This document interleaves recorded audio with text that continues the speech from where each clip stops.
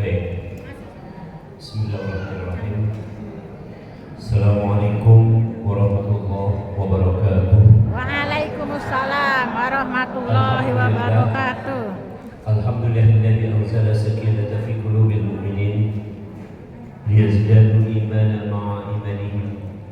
Segala puji bagi Allah yang telah menurunkan ketentraman ke setiap hati orang beriman, yang dengan itu bertambahlah imannya. Di surat nomor 48 surat Al-Fat ayat yang keempat. Asyhadu an la ilaha illallah wa asyhadu anna Muhammadar Rasulullah. Allahumma shalli ala sayyidina Muhammad wa ala ali sayyidina Muhammad. Wa qala ta'ala a'udzu billahi minasyaitonir rajim.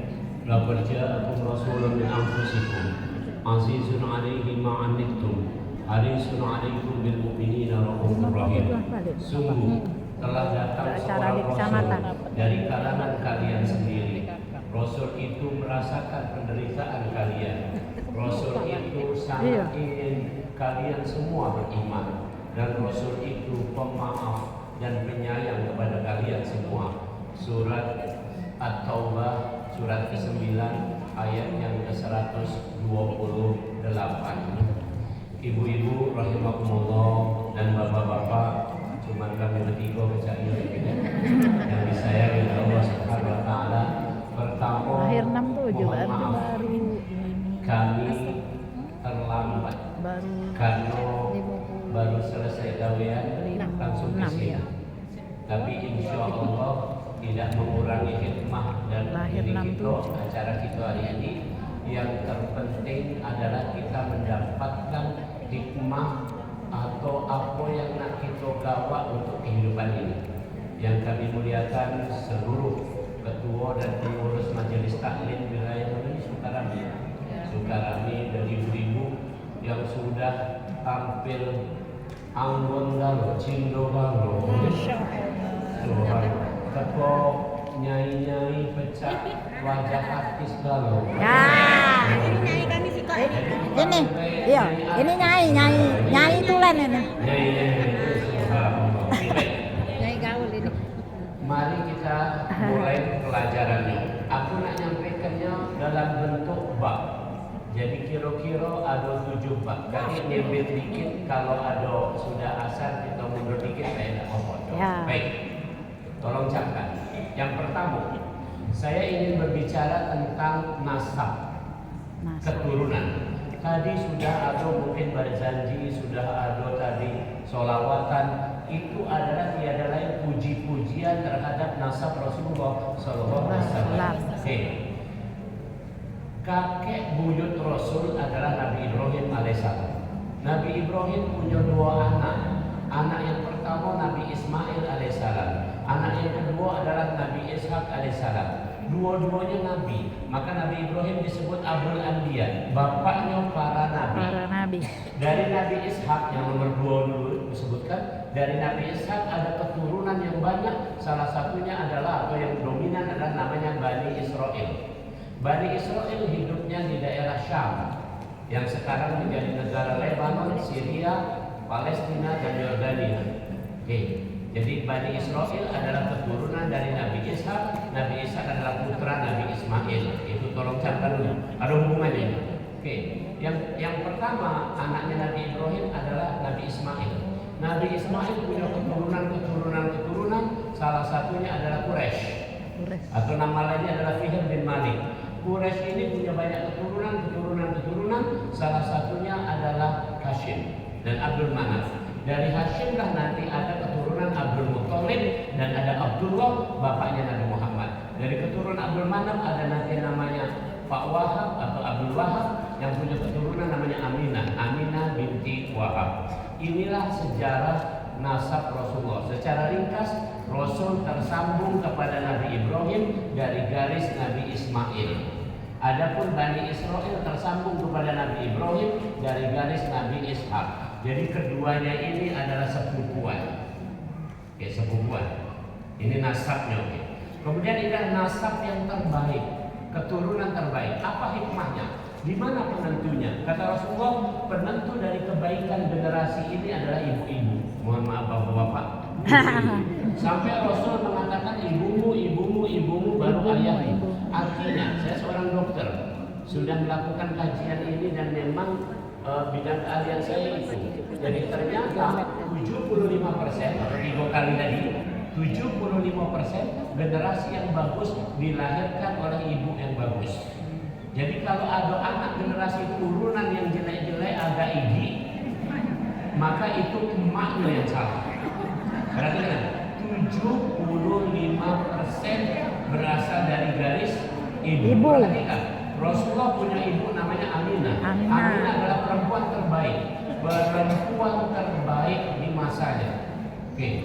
Pucuknya ke sana, nenek buyutnya namanya Hajar. Siti Hajar adalah perempuan terbaik di masanya. Jadi tetap keturunan perempuan terbaik. Kata Rasul, perempuan yang terbaik punya dua ciri. Perempuan yang terbaik yang kemungkinan keturunannya bagus-bagus ada dua ciri. Satu adalah walud. Walud artinya sehat. Sehat pacak beranak. Oke, satu. Oke. Yang kedua, cirinya adalah wadud. Wadud artinya penyayang. Dalam bahasa kedokteran, dalam bahasa ilmu pengetahuan, seorang ibu yang penyayang itu pasti cerdas. Kalau ibunya bengis, pasti tidak cerdas. Paham kalau sampai. Jadi bertanya, ibu-ibu seluruhnya ini, nyai-nyai, kalau ini, kamu termasuk yang bengis siapa yang penyayang? Ayah. Nah, berarti anak turunannya cerdas-cerdas, bagus-bagus. Ini hikmah yang pertama dari pelajaran kita ini. Bab pertama selesai, nasab tolong dijago dari garis Ibu. Dari garis ibu. Ini senianan luar biasa. Ibu-ibu, tunjuk contoh ya. Ini praktis ya. Misalnya ibu-ibu punya anak betina, dilamar bujang. Maka ibu-ibu jangan tengok bujang itu, yang ditengok emaknya. Ini senianan. Jadi kalau emaknya tidak nyambung, berarti kemungkinan keturunan anak cucu kita ini buya-buya. Ini senianan ini. Saya yang melamarkan saya untuk istri saya adalah calon istri saya dulu adalah ibu saya. Jadi keluarga pihak perempuan tahu karena ayah saya sudah meninggal. Saya yakin. Jadi waktu ibu saya melamarkan ke rumah sana, orang sana pacak nyingok, emaknya mak ini, nyingok emaknya cerdas, mak ini segala macam, maka kata keluarga sana jadi gitu lagi. Dan itulah terbukti. Jadi kecerdasan saya, kebagusan saya 75% diwariskan dari ibu saya. Paham benar? Nah, inilah nasab. Ini pelajaran pertama dari Maulid. Ini sama aku ini pelajaran Maulid ini nak dipakai, bukan cerita-cerita balik ke rumah habis itu oke. Yang kedua, waktu itu sekitar tahun 570 Masehi.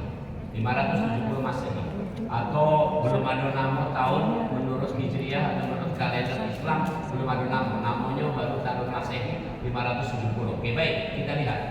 Saat itu negeri Mekah, negeri Romawi sebelah barat sana, negeri Habsah sebelah timur agak sedikit ke selatan, kemudian negeri India, termasuk negeri Indonesia dulu ada kerajaan Tarumanegara di Banten, kemudian negeri Cina, kemudian negeri Persia, semuanya itu berada dalam keadaan yang buruk. Ulangi, Mekah dan seluruh negeri-negeri di dunia ini dalam keadaan buruk. Namanya disebut di Al-Quran jahiliyah. Ini pelajaran kedua. Jahiliyah itu punya 3 ciri. Jadi kalau sekarang masih ada ciri ini juga, berarti negeri atau masyarakat ini masih jahiliyah. 1. Wala huda wala kitabin munir. Tidak ada petunjuk dari Allah, tidak ada hidayah dari Allah. Makanya kita berdoa ibu-ibu setiap hari, kita berdoa Allahumma inna nas'aluka huda wat tuqa wal afafa wal ghina. Itu doa dari Rasulullah. Ibu-ibu harus doa itu setiap hari. Allahumma inna nas'alukal huda. Wahai Allah, kami mohon petunjuk-Mu. Jadi orang jahiliyah adalah orang yang tidak dapat Petunjuk. Ada enggak zaman sekarang orang tidak dapat petunjuk Allah? Banyak. Berarti mereka berada dalam kondisi jahiliyah. Yang kedua, jahiliyah adalah sudah dapat petunjuk tapi nyimpang. Saya kasih contoh, saya dokter disebut medis. Dokter disebut medis. Perawat disebut Paramedis. Jadi arti kata para artinya bukan. Jadi kalau saya dokter adalah medis, maka perawat adalah bukan medis. Nah sekarang pertanyaan aku, ibu-ibu, kita ini normal atau paranormal? Normal. Tapi ngapo berobat ke paranormal? Paham? Ngapo konsultasi ke Dukun. Kamu lebih gede gitu. Wong pinter. Oh, pinter. Pinter mudikan. Paham? Nyimpang gak ini? Nyimpang. Ada gak jahiliyah sekarang masih? Banyak. Jadi wongnya bener. Tapi ke dukun, ke wong pinter, paranormal itu di Jakarta. Ada paranormal tarifnya adalah di atas 50 juta sekali ngadep. Sekali ngadep. Ngadep baik, cuma dapat ocehan kilo baik. 50 juta ke pojok, itu ngantri para pejabat. Bayangkan ini. Hati-hati lah, jadi kalau laki ibu-ibu dari Palembang ke Jakarta tanya dulu nak mana, kalau ngomong nak ke Masjid Istiqlal, alhamdulillah. Tapi kalau nak ke paranormal berhentilah, karena ini penyimpangan. Jadi ciri jahiliyah adalah yang kedua menyimpang. Yang ketiga, ciri jahiliyah adalah akhlaknya buruk. Akhlaknya buruk. Sekali lagi, akhlak atau moral atau etika atau apapun yang namanya sopan santun buruknya. Saya kasih contoh. Mohon maaf ini berkaitan sama ibu-ibu. Sebelum datangnya Nabi Muhammad diutus jadi Rasul, maka zaman jahiliyah itu di Mekah misalnya itu perempuan tidak ada harganya. Tidak ada harganya, boleh diampungkan. Contoh, seorang laki-laki suami berjudi, maka dia bawa duit, bawa bini. Begitu duitnya habis, maka bini jadi taruhan. Selesai kalah, maka bini diambil orang lain dan bukan untuk jadi istri. Bisa dijadikan budak, bisa dijual, bisa dibunuh. Berarti kan kalimatnya. Kate rego, bini kate rego, ibu-ibu kate rego, melahirkan anak betina dipendam hidup-hidup. Jadi dikit betina waktu. Kalau laki-laki misalnya tidak pacak hamil, tidak pacak menghamili, maka kemudian dia utus istrinya untuk dihamili orang lain. Kalau sudah hamil, baru balik lagi. Bayangkan, itu zaman jahiliyah, akhlaknya jeleknya, sopan santun tidak ada, penghormatan tidak ada. Itulah jahiliyah. Maka sekarang seorang perempuan itu begitu mulianya. Seorang ibu kata Rasul, ibumu, 3 kali lebih mulia ketimbang ayahmu. Yang kedua, seorang istri macam ibu-ibu ini gampang. Aku lah ngomong sama bini aku tadi ya. Kamu galau ini adalah penghuni surga. Sudah cetok. Dari mana rumusnya? Seorang perempuan yang diredoi suami boleh masuk surga dari pintu manapun. Bapak-bapak, jadi kita kali ini kami langsung nyatakan redo sama istri. Sini aja.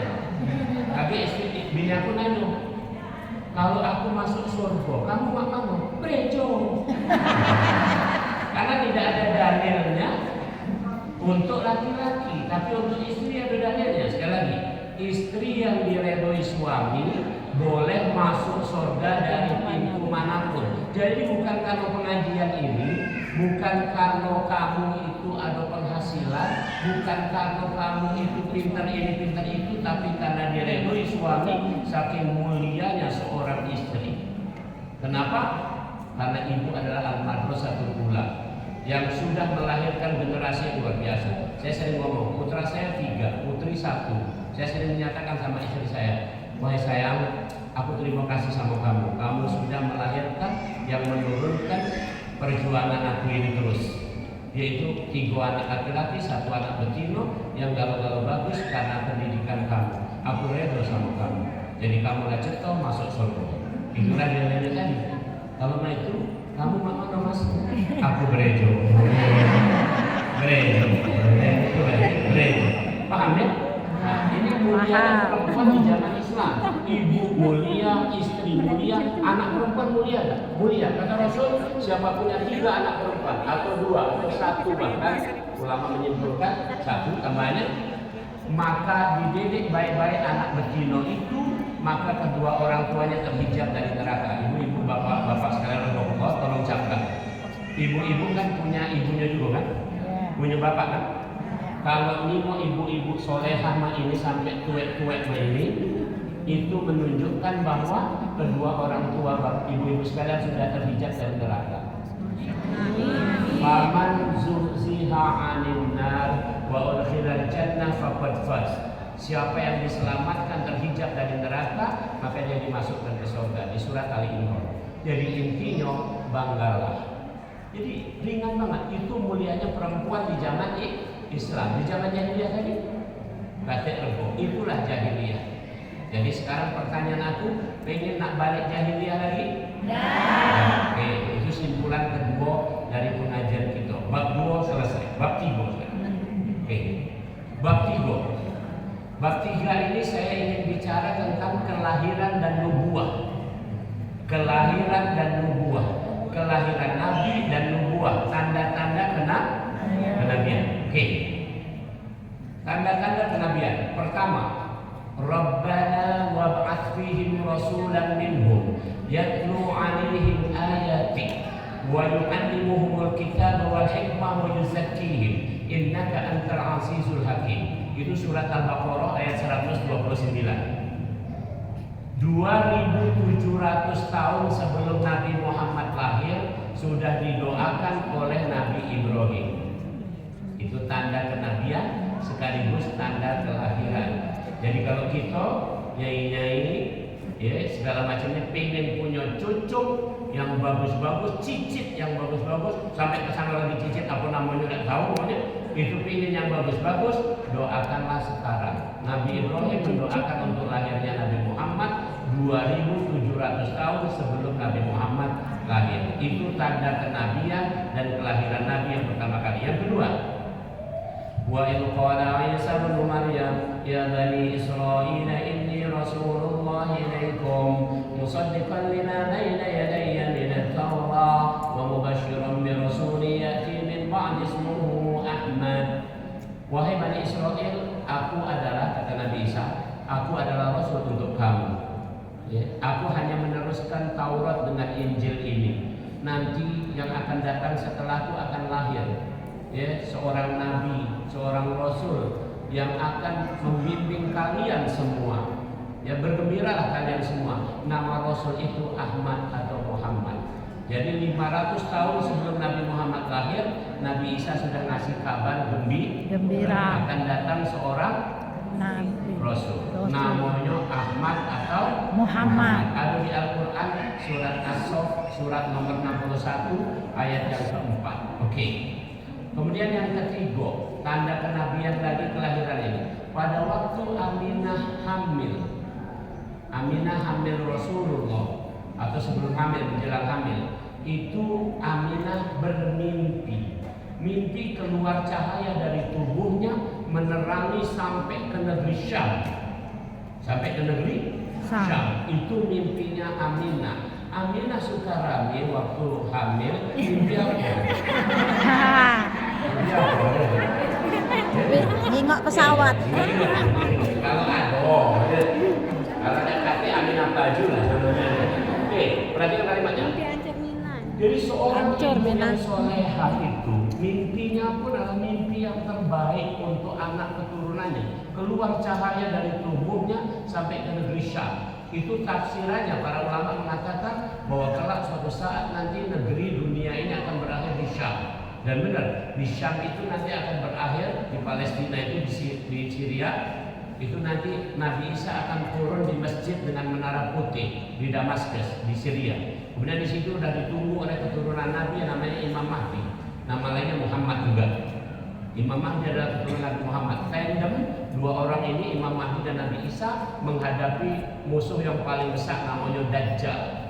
Dan setelah itu Dajjal tewas, terjadilah kiamat. Paham? Jadi sudah ada tanda-tanda Aminah hamil, sudah ada tanda bahwa dia akan membawa keturunan yang akan menjaga manusia dari sekarang ini sampai hari kiamat. Bahkan setelahnya akan menjadi satu-satunya yang memberi syafaat. Itu tanda kelahiran Nabi atau tanda nubuah. Tanda yang lainnya lagi, Nabi Muhammad waktu masih kecil kalau berjalan awan meloi. Mendung meloi. Teduh ya jadi Itu ya. siapa lah yang meloi? Yang kedua, kalau duduk di bawah pohon, maka bawah pohonnya duduk. Hormat. Coba ibu-ibu balik ini ada pohon-pohon depan rumah. Duduk tak pelan itu. Kalau nyampakin buahnya, sentuh dengan tangan. Paham ya? Jadi banyak sekali tanda-tanda kenabian, luar biasa. Barokah budak ini dari kecil. Nah itu tanda-tanda. Kemudian pada waktu itu sudah ada tanggal 1 sampai tanggal 30 lah ada. Hari sudah ada, Ahad, Senin, Selasa ada. Bulan sudah ada, Rabiul Awal, Rabiul Akhir, Jumadil Awal, Jumadil Akhir. Tapi tahun belum ada. Maka pada hari Senin tanggal 12 oleh para ulama disimpulkan ya bulannya Rabiul Awal, lahirlah seorang laki-laki ini, bayi ini yang dinjuk nama oleh kakeknya. Begitu lahir digendong, dibawa masuk ke dalam Ka'bah, digendong masuk ke dalam Ka'bah keliling. Kemudian habis itu tunjuk nama Muhammad, nama yang belum pernah ada. Nah sekarang kalau cucung lahir digendong oleh yainya, dibawa keliling, dibaca kenapa itu marhaba, namanya apa itu Akikah. Jadi akikah tidak sembarangan. Nabi Muhammad pun akikah. Jadi jangan kita tidak tahu, dikit-dikit ngomong baru lagi sebentar di Masjid Amal sudah ngomong bid'ah. Tidak berilmu mamang ini kan? Ingat ya, perhatikan kalimatnya, harus ngerti. Dan Nabi Muhammad pun digendong, dibawa keliling Ka'bah itu sama becak kita lagi didoakan itu marhaba, tunjuk nama akikah. Ya, ini samaituhu Muhammad, saya kasih nama dia Muhammad. Paham ya? Itu kelahiran Nabi. Nah, tahunnya belum ada. Saat itu 6 tahun berdasarkan peristiwa. Kejadian saat itu adalah Abroha dari negeri Habsah itu membangun gereja. Besarnya gerejanya, kan Kristen dia. Gerejanya besarnya. Habis itu dia serik. Karena nengok yang kunjung ke gerejanya sedikit, orang tetap kunjung ke Ka'bah. Maka kata Abroha, kalau mak itu nak kuhancurkan Ka'bah. Itu cerita awalnya. Maka dia berangkat dengan pasukan gajah yang sangat gagah, dak katik lawan, dak katik. Namanya pasukan gajah dak katik pacak ngentikan yo. Langsung berjalan, tidak ada yang mencegah. Hebatnya, sampailah di perbatasan Mekah. Abroha masuk ke kota Mekah, kemudian merampas harta milik orang Mekah yang tokoh-tokohnya. Salah satu yang dirampas adalah harta Abdul Muthalib.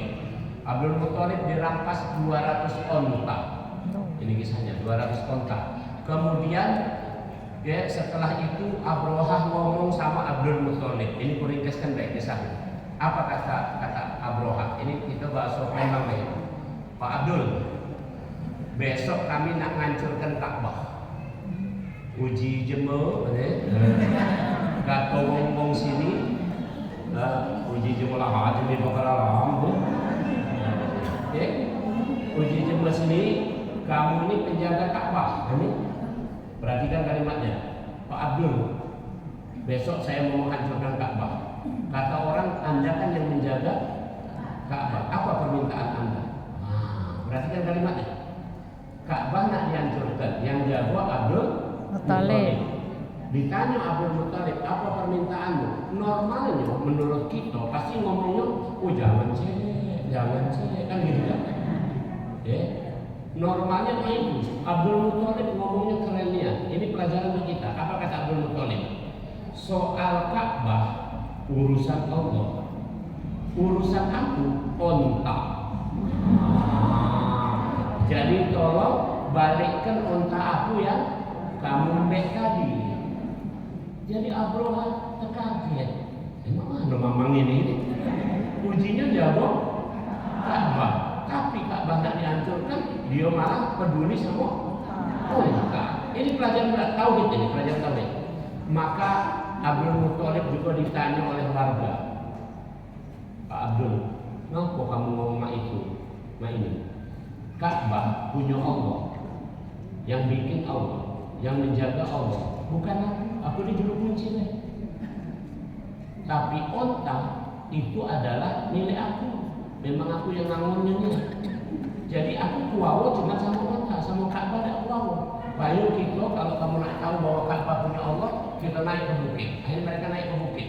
Naik ke bukit itulah ayat yang menceritakan alam tara kaifa fa'ala rabbuka bi ashabil fil. Tahukah kamu apa yang terjadi dengan pasukan gajah di bawah sana? Itu cak dari bukit. Intinya kira-kira Abdul Muthalib ngomong itu. Itu diabadikan di Al-Quran. Maka tahun itu disebut tahun gajah. Kalau tahun 2020 kemarin disebut tahun Covid. Paham ya? Oke. Nah, tahun gajah ini adalah dalam rangka pelajaran tauhid. Simpulannya bab keberapa nih sudah? 3. Bab ketiga ini simpulannya adalah kalau itu adalah urusan Allah, tidak usah ibu-ibu pikirkan. Kalau urusan kita baru kita pikirkan. Contoh, ajal, kematian, urusan siapa? Allah. Maka tidak usah nanya-nanya. Aku bilang tua, anak mati, tidak usah ngomong itu. Itu urusan Allah. Urusan kita ini di mana di pengajian. Ada makan-makan di pulau. Itu urusan kita. Paham? Oke, contoh, sembuh dari sakit urusan siapa? Allah. Wa idza maritu fahuwa yashfin. Di Al-Qur'an dikatakan kalau saya sakit Allah yang menyembuhkan. Urusan kita berejo berobat. Tapi berobatnya sama dokter bukan paranormal. Paham? Itu caranya. Rezeki urusan apa? Allah. Gawe bapak-bapak kita ini nyari. Apa itu? Subhanallah. Itu baik. Anak-anak punya siapa? Allah. Punya Allah, bukan punya kita. Allah. Jadi apa anak-anak itu terserah Allah. Cuma tugas kita, bagian kita mendidik sebaik mungkin. Ini yang aneh dipikirkan yang gawean Allah. Pegawaian kita tidak dipikirkan. Ibu-ibu. Gawean Allah. Singgung ibu-ibu ini. Bikinkan kopi. Urusan laki atau urusan bibi di warung sama? Urusan bibi. Urusan bibi kan? Kalau yang kamu tidak bikin kopi, maka lanang kita ini, laki kita ini pergi ke Starbucks kemana-mana. Di sana soalnya betina-betinanya sama jantan. Paham nggak? Ini tauhid, belajar tauhid cuma itu. Aku juga yang ringan-ringan lah, nggak usah yang berat-berat. Hidup ini lah berat. Sudah, aku tidak ngomong sembarangan. Ini masjid amalnya dari awal kami di sini. 2002 aku tinggal di samping masjid Muwafaqah. Aku yang jadi marbot masjid itu. Aku praktek di sana. Aku beli makan, beli soto depan sini, dekat sini. Ini masih sepi jalan ini. Masih sepi jalan ini. Apalah aku di sini. Jadi hadirin Allah, urusan kita, bayu kita urus sekarang ini. Urusan Allah serahkan sama Allah. Sering kita ini mikirkan urusan Allah. Mak mana Pak, anak kita kaget jadi apa? Udah usah dipikirkan. Yang dipikirkan mak ini, mak mana Pak, anak kita nak kita didik di mana, mak mana caranya. Nah itu urusan kita.